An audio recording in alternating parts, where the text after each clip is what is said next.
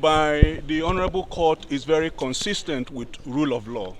It's also a recognition of the fundamental role that education play in development, in national development, in economic development.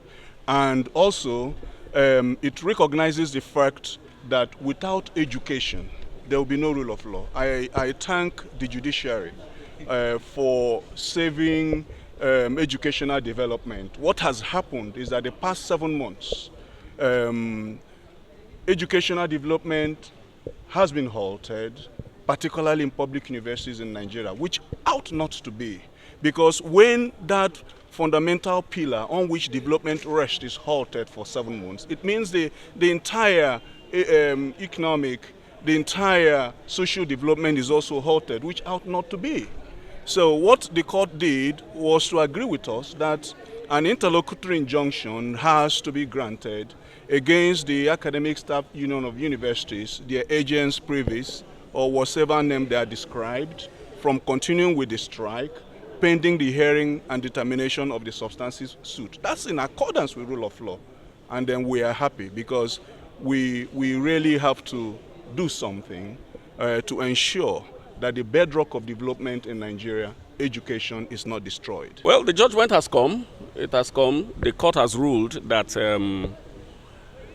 members of ASUU are restrained from continuing the strike action, and that they should return back to the classrooms pending the determination of the substantive suit.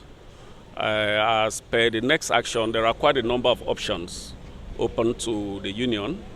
We will study the ruling with the legal team, and then we will adopt the most appropriate option. My name is Usman Umar Barambu, the NANS president. With me are my ESCOs and the Senate president. And we are actually happy that the court made its ruling that ASUU should suspend the strike and go back to class. That's what we have been agitating. But on this note, we want to call on the government to fulfill its own part.